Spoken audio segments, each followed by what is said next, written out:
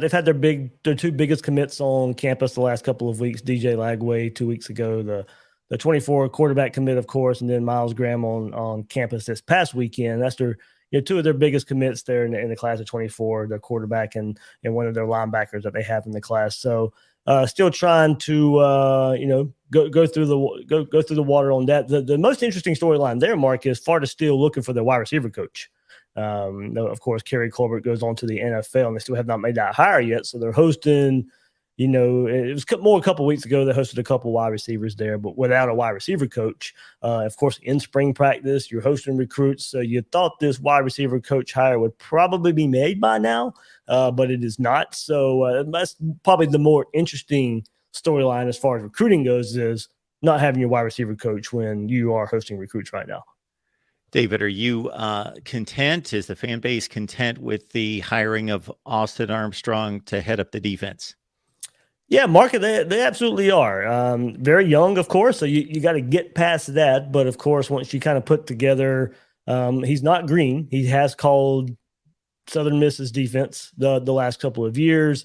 Was on, a coffee break at Alabama there when he was hired as the inside linebackers coach and thought to be, quote unquote, Mark, the kind of defensive coordinator in waiting with that hire there with Kevin Steele coming over from Miami. How much longer is he going to be there? How much longer is he going to coach? Of course, he's just getting hired, but he's kind of a journeyman defensive coordinator throughout his career, but also up there in age. So would he be that at Alabama for a while? And he's kind of in that. He's also why Gator fans kind of like it. He has been with Billy Napier for a while. He was part of that Louisiana staff. With Billy Napier. They sent him to Georgia for a year to learn under Kirby and that defensive staff. He came back to Louisiana. So there's a familiarity with him as well.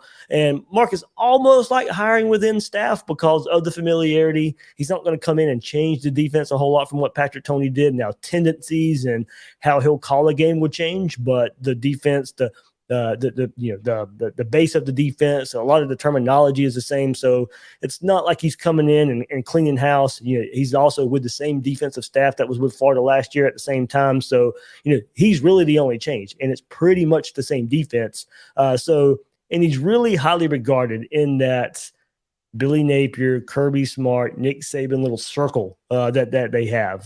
So I think even though he's young, Mark, he's called plays before. He's got the right background as far as the coaching circles that he's been involved with, and just the attitude change. I mean, he's a little more hype. He's a little more energetic when you see him out there. He actually talked to the media for the first time this past weekend, and the quote that got sold Gator Nation, is talking season, Mark. That's kind of what spring practice is right now. We'll see. It'll all come down to what he does on the field, of course. But he's like, the approach on defense is, we negotiate with a hammer. So that kind of lets you know the aggressiveness that he's going to come along with this Florida Gator defense with. And when you say young, I think 29 is what I heard. 29 years old. Yeah. Dave, I think when your average college football fan thinks of Florida football, they connect it to Urban Meyer, Tim Tebow. That's the twosome that you think there. And then you think maybe even beyond that, fun and gun, Steve Spurrier. So it's all offense. But when I think Florida football and I think the Gators at their best, even as recently as Will Muschamp, for all his detractors, that's when Florida was playing Florida defense. That's the last time the Gators had, okay, this is a top 5 unit in the country. Some of the McElwain defenses were pretty decent too, as leftovers from Muschamp. Are we a long ways away from seeing that again?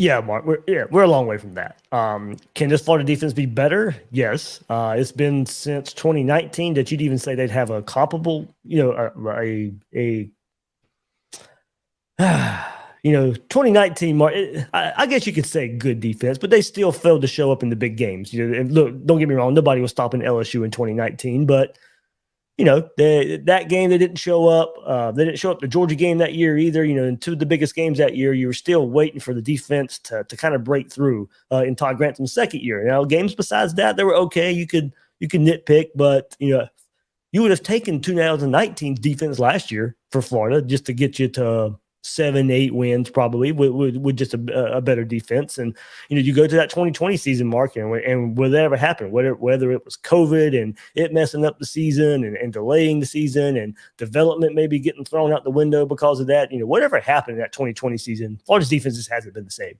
No matter who's calling the plays, no matter who's been lining up on the field, it's been guys playing out of position. It's been not recruiting very well on that side of the ball. So there's been a lot to fix on that side of the ball. It's more than just a defensive coordinator there for Florida. But Mark, when you look at talent, the depth isn't there to be a Will Muschamp, as you said, Jeff Collins defense. When you want to take a look at that, in those defense, when McElwain was there, he was a defensive coordinator. Yeah, they're a long way from that. They don't have the depth. They're starting to get better depth up front due to some transfers. Cam Jackson coming from Memphis, Caleb Banks coming from Louisville, and also just the development in that area. Des Watson, Chris McClellan are names I think you can point to now that you feel pretty comfortable with. So they lose a star like Gervon Dexter, but they might actually be deeper this year. They may not have the ceiling, and Gervon Dexter played entirely way too many snaps last year. As I said, he played and kind of out of position too for what he should be playing up front on the defense. And there's no depth. He was sitting there playing 60 snaps a game. And in the SEC, and you're a defensive lineman, playing 60 snaps a game is just entirely way too much. But he had to. Florida just didn't have a lot of depth there.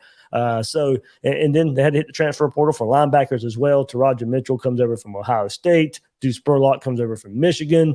They bring back Derek Wingo. They bring back Shamar James, who was all SEC freshman. So maybe even deeper there a bit too. Mark, the biggest questions in the secondary. They got two safeties there with Miguel Mitchell, Kamari Wilson leading the charge there, but not a lot of depth behind those guys. You probably have, of course, Jason Marshall at your first cornerback spot, but who plays that second cornerback spot opposite of him? Is it Moore, the freshman that came in last year? He got hurt. And when he got hurt, you had the return of Jaden Hill, who was bouncing back from injury as well. So Devin Moore, Jaden Hill, that second cornerback spot. But really interesting, Mark, is without the depth there on that secondary for the Gators, Jaden Hill kind of cross-training, playing a little bit of star this spring as well. So Florida trying to find some depth pieces and probably be trying to find ways to get their best five on the field, and it's starting in that secondary. David Waters, Gators Breakdown. Get on over there. It's right here on YouTube. It's also on your favorite audio platform and one of the top audio podcasts in all of college football. Jamarcus Weston moving from offense to defense. Is that just a depth move, or is he expected, like, this dude's an athlete, he might be able to go over there and make plays? Both, Mark. Hill actually spoke on that this past week and did say, Jamarcus Weston was recruited as a wide receiver. Could never really break through. I mean, Dan Mullen always talked him up and being one of the fastest players on the team. And we just haven't seen it, Mark. So I guess he's, instead of, and credit to him too, Mark, I'll give him some credit too.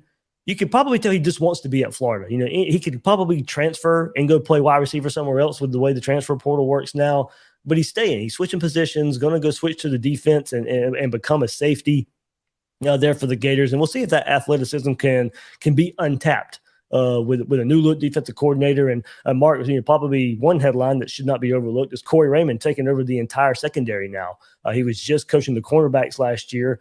Of course, but now he's over the entire secondary. And that was something that was going to happen before Patrick Toney left and Austin Armstrong comes in anyway. But now Corey Raymond has one voice over that entire secondary. So you hope the communication's better on that back end, and now bringing somebody like Jamarcus Weston in. Mark, as I said, Florida, they got two safeties they can really count on right now in Kamari Wilson and Miguel Mitchell, but not much behind those two guys as far as proven depth goes at the safety position. So that you're looking for Jamarcus Weston to hopefully get some untapped potential with his athleticism at the safety spot. I wouldn't expect an immediate contribution this spring, but maybe when spring ends and some more reps in the fall, he can be a contributor there.